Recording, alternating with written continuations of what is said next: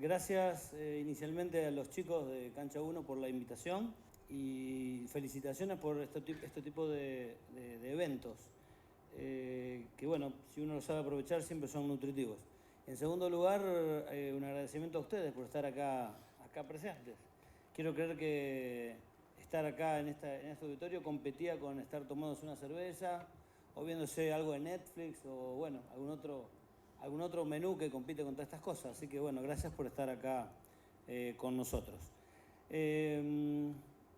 Como para alargar, me pidió Cristian que contara un poquito de dónde vengo. Yo dije, bueno, voy preso si cuento, porque soy nacido en Rosario, nacido y criado en Rosario. Y últimamente ha estado en baja con esto de periodismo para todo y demás, lo han tirado abajo. Pero bueno, no se dejen llevar por esas sensaciones. Es una linda ciudad. Además han salido muchos de esa ciudad, deportistas en general. Y a mí me gusta rescatar el hecho de donde uno viene porque ha copiado modelos de gente que andaba alrededor. Yo soy inicialmente recibido técnico mecánico de un instituto de tecnología, pero cuando terminé ese secundario con esa orientación me dije, no, lo de las tuercas y las arandelas no son cosas para mí.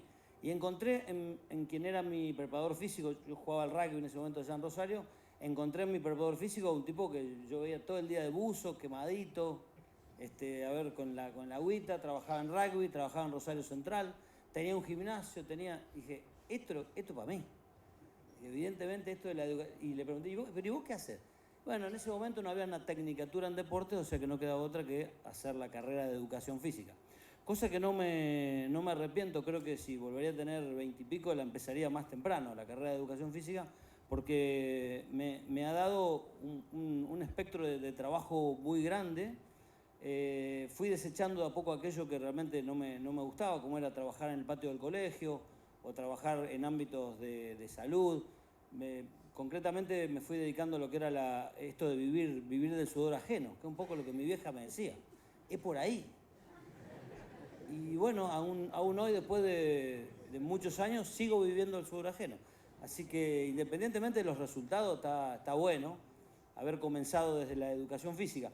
Lo que sí, enseguida me fui relacionando con un laboratorio de medicina del deporte, lugar desde donde la visión del deporte o de la actividad física se relacionaba mucho con la ciencia y la tecnología. Era un lugar donde vos mirabas al deportista como si fuese, resumiéndolo, una mitocondria. Para aquellos que no saben, es una usina de generación de energía que tiene la célula. Entonces, para mí, todo tipo que pasaba, todo chango que pasaba corriendo, era una mitocondria corriendo y generando ATP, que es un combustible para moverse y hacer actividad física. Bueno, lo malo de eso es que la mirada artística había quedado afuera. O sea que todo el mundo era un sujeto digno de ser evaluado, controlado, medido. Y como me decía un médico en ese momento, todo aquello que se puede medir hay que medirlo. O sea, todo aquello que te sirva para identificarlo, sacar una conclusión que te sirva para poder trabajar, hay que medirlo y laburar sobre eso.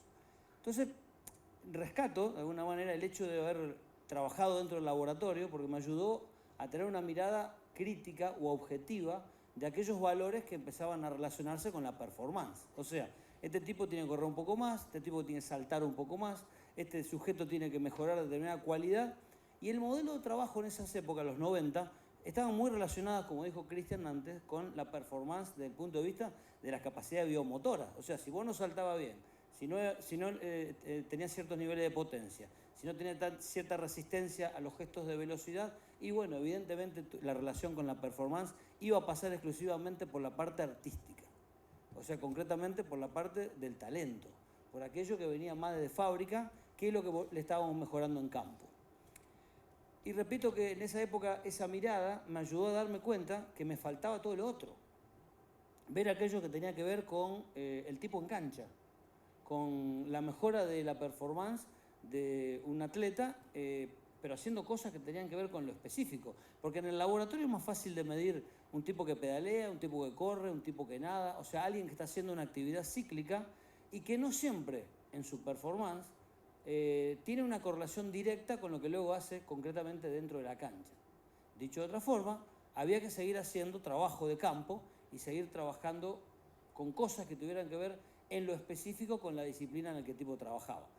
Hace mucho tiempo atrás trabajé en deportes en donde sinceramente el conocimiento de la técnica que yo tenía de ese deporte eran bastante escasas. Tuve la suerte de estar en el Panamericano de Mar del Plata trabajando con la Selección Nacional de Squash y sinceramente hasta hoy me sigo disculpando de mis bajos conocimientos técnicos de lo que era ese deporte, porque yo provenía de haber estado trabajando con todos fondistas. O sea que evidentemente saqué tipo muy resistente pero poco potente, como sabrán, como ya se pueden haber dado cuenta. Ya me disculpé con toda esa gente, pero no le devolví un mango a ninguno porque, bueno, evidentemente hay cosas que prescriben con el tiempo. Lo lindo de eso fue el darme cuenta de que hoy ya no puedo trabajar con cualquier disciplina. Sinceramente siento que mi trabajo pasa por dos cosas. Una que es mi pasión, que es el rugby, y por ende el análisis y el estudio del rugby, y la otra de la que vivo, que es la preparación física del tenis. Empezando ya la parte final de lo que quería transmitirles, es el hecho de haberme encontrado que en cancha, con el entrenador, con kinesiólogo, con un cuerpo, con la gente que hace la parte de análisis de video, fui encontrando diálogo como para empezar a tener una visión mucho más relacionada con la capacidad de movimiento específico en cancha que con lo que yo había mamado desde el ámbito del laboratorio. Y me fui encontrando con la posibilidad, por ejemplo, de crear un tenista cada día un poco más resistente sin tener que trabajar la resistencia. Parece una cosa rara, y no son palabras mías, son palabras de Mourinho. Y hacen referencia de que uno puede estar trabajando encima de aquellos patrones de movimiento específicos con los que luego juega ese deporte, y así todo estar trabajando sobre la resistencia. Hoy la resistencia ya no pasa por hacer pasada de 400, de 200 o trabajo por fuera de la cancha. Que perfectamente, si uno se relaciona bien con el entrenador, puede hacer, por ejemplo, los trabajos de resistencia mientras está trabajando con el canasto. Y no hace falta terminar el entrenamiento y sacarlo a correr o sacarlo a hacer una actividad complementaria, ya que hoy en día las actividades complementarias se basan mucho más en el trabajo preventivo, como decía Mariano recién. Gran cantidad de trabajo hoy del preparador físico pasa por aumentarle la concentración de rendimiento en los momentos más específicos. Y para eso tenés que tener un tipo sano a la hora de competir. Quiere decir que hoy en las nuevas definiciones o en la nueva definición de puesta a punto o de forma deportiva, que no es ni más ni menos que la mayor capacidad de concentración de posibilidad de rendimiento, y cuanto mejor que vos estés preparado para la hora que te toca la competencia, que es un poco lo que me pasó ahí en ese momento, el hecho de que hubo una puesta a punto que tuvo que ver mucho con lo mental, pero basado con eso de venir preparando un proceso que, si Dios y la Virgen acompañaba, terminara en una semana en donde la posibilidad de rendir estaba concretamente alta. Pero esa puesta a punto, más allá de aquello que yo había aprendido en el laboratorio, que era darle mejora de las cualidades a partir de lo que se podía medir y ponerlo en un valor un poquito más alto. Y aquello que había aprendido después, que era mucho trabajo en cancha, respetando, como dijo Claudio antes, esas leyes de la naturaleza, de las cuales de las leyes de la naturaleza nacen luego una serie de leyes de la biomecánica que están ahí para ser respetadas. Y si uno no la respeta, está violando una ley que hace que el tipo después se sobrecargue y luego se rompa. Por eso que como hay una concatenación de elementos que te hacen que, si yo llego con este tipo preparado y sanito, le tengo que poner luego el tercer elemento, que es el que viene ahora, que es el que te hace que tenga una elevada capacidad para poder rendir, que es el hecho de la preparación mental. Hoy se habla cada vez más de esto de las neurociencias y de las Empiezan a aparecer un montón de cosas. Neurociencia está en todos lados. Esto no es algo difícil. Las neurociencias son un conjunto de disciplinas que están simplemente al servicio de una mejor interpretación de lo que pasa en lo cotidiano.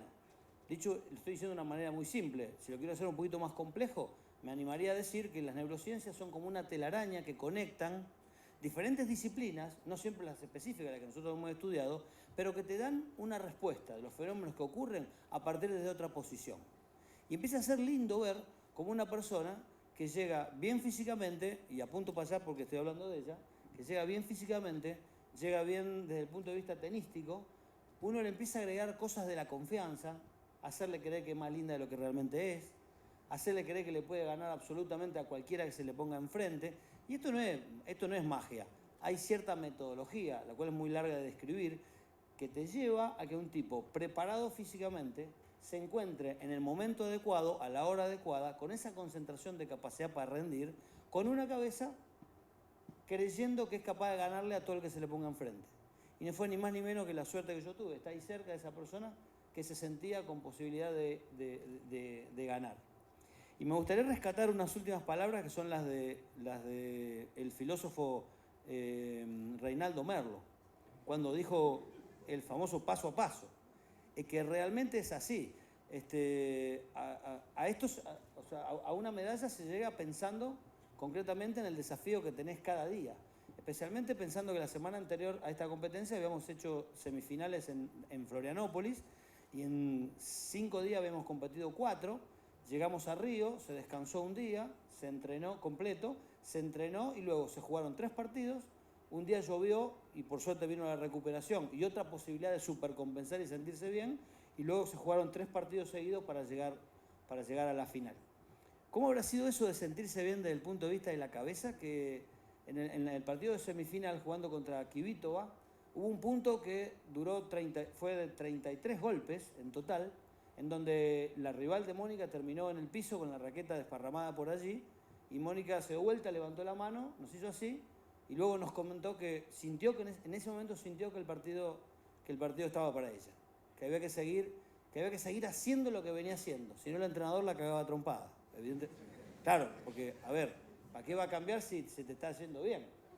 Y al revés, como uno dice a veces y se lo tratamos de hacer entender, podemos definir como locura tratar de seguir haciendo lo mismo y que te vaya diferente. Como antes decía Basallito Argüello. A ver, o dejás de jugar o te vas a un nuevo sistema de entrenamiento. Y muchas veces hay que preparar la cabeza del jugador para que entienda que cuando las cosas no están saliendo de una manera, hay que tomar cierta distancia, replantearse un nuevo sistema de trabajo y volverlo a implementar, a llevarlo adelante, como diría Scioli, con fe, con esperanza, con optimismo, con paciencia, esperando que las cosas concretamente se den. Un poquito para finalizar, ¿les gustaría preguntarme alguna cosa? ¿Todo? Si no, concretamente... Que se anime. Claro. Si alguno quisiera preguntar algo en particular de lo que fue ese proceso y demás. Si no, voy para el cierre. ¿Alguien? Allá. A ver, voy a ir hasta allá. Perdón, la desprolijidad.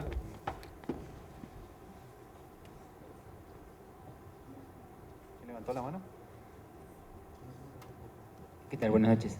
Quería preguntar, yo he escuchado que después de lograr una medalla, en este caso de Muguruza, las presentaciones no fueron positivas. O sea, hay un desconecte de la actividad. ¿A qué se puede atribuir eso? A la mala performance después de lograr un buen resultado. ¿Te referís a lo posterior a las Olimpiadas? Exacto. Claro, no hubo... El tenis tiene un sistema de competencia tan comprimido, de tanta cantidad de torneos y compromisos que los jugadores asumen de antemano, que no te permiten no solo disfrutar de lo que ganaste, sino hacer un análisis de cómo hiciste las cosas como para replantarte lo que viene. O sea que digamos que el velorio continuó... O sea, tuvimos que salir a jugar cuando habían bajado las energías. Cuando era necesario recuperarse, tuvimos que ir a jugar el Abierto de Estados Unidos. Y sinceramente, hubiera hecho falta por lo menos 15 días para volver a juntar fuerzas, pero desde el punto de vista hormonal, desde el punto de vista emocional, desde el punto de vista de esa energía que te hace tener capacidad de resolver la problemática que te plantea el que juega contra vos. De hecho, jugamos contra una jugadora 70 en la primera ronda del US Open y Mónica no pudo resolver lo que la rival le propuso. Básicamente porque no encontró la energía necesaria, que es una energía mental, es una energía cerebral que hace falta como para poder tomar la decisión correcta en el momento adecuado. O sea, el gasto de Olimpiada había sido sinceramente muy elevado. Fundamentalmente porque a esos niveles de alto rendimiento, la velocidad con la que se gestiona el control de las emociones y se toman las decisiones es determinante de la performance. Lo digo un poquito más suave y más lento y más fácil. Todo el mundo habla de que presiones hay permanentemente, o porque estás por ganar, o porque estás por cerrar, o porque estás te están por ganar, o porque tenés que defender algo. O sea que presión en este deporte, que es el tenis, hay permanentemente. ¿Cómo se gestiona esa presión? Ya es empezar a abordar el problema de una manera más puntual. Y a ese nivel de alto rendimiento, la velocidad con la que se gestiona el procesamiento del control, si se puede, de esas emociones, es un poco el secreto. O sea, la velocidad a la que lo controlo, no la gestión del control de la emoción, porque eso todos tratan de hacerlo. Pero la toma de decisión adecuada tiene que ver con haber procesado de una manera muy rápida, o haber gestionado de una manera muy rápida la decisión que se toma en cada pelota que aparece. Evidentemente hay momentos del partido, como yo les decía antes, en donde el jugador siente que el partido lo tiene allí y es donde tiene que seguir haciendo aquello que hacía. No irse para atrás, no empezar a jugar a no perder, no centrarse en las cosas que le fueron mal en el pasado y lo que podría irle mal en el futuro, sino seguir centrado en el presente. Por eso yo decía antes, esto de generar por parte de todo su equipo de trabajo una autovaloración elevada y aumentarle la confianza en el momento de jugar el punto es una clave para que todo aquello que vos venís preparando durante los días previos, durante los entrenamientos, se vean de alguna manera reflejados a la hora de la performance. Y un poquito finalmente, como para cerrar con esto, pues si hay más preguntas después vemos. Hay una más acá, Claudio, si querés. Bueno, cierro una mierda. Hola, buenas noches. Te quería hacer una consulta. ¿Qué hubieras cambiado, qué hubieras modificado de haber llegado antes a la vida de Mónica? Upa. ¿Querés respuesta corta o larga? Por cuestiones de tiempo vamos con la respuesta corta, que tiene que ver con el nivel en que el jugador se compromete con lo que está haciendo. En el tenis femenino yo quiero reconocer que con menos herramientas que en el tenis masculino se pueden lograr resultados. Y que el hecho del control de las emociones en la mujer tenista fundamentalmente, es determinante de la capacidad de rendimiento. Después puedes perder, pero la capacidad de dar todo de vos depende muchísimo de que vos tengas cierta estabilidad en las cosas de tu vida privada. Y esto no se logra nada más que con una maduración por parte de todos tus sistemas. Esto hay que prepararlo. Es decir, que yo creo que una mujer, ella tiene 22 años, ella a los 20 años podría haber logrado alto rendimiento si hubiera hecho la preparación mental que era necesaria para el nivel al que ella estaba jugando. Esta fue la respuesta corta, imagínate la larga, ¿no? Así que, bueno, hace poquito cierro con esto. Vale, si querés preguntarme algo, preguntame. Pero me preguntaban, bueno, ¿y cómo sigue todo esto que está por acá? Y bueno, ahora estamos tratando de convencer a esta jugadora, que todavía es inmadura en un montón de cosas de su vida, que uno no se define por aquello que logra, sino por aquello que supera. O sea que hay mucho más ojalá haya mucho por venir. Bueno, gracias.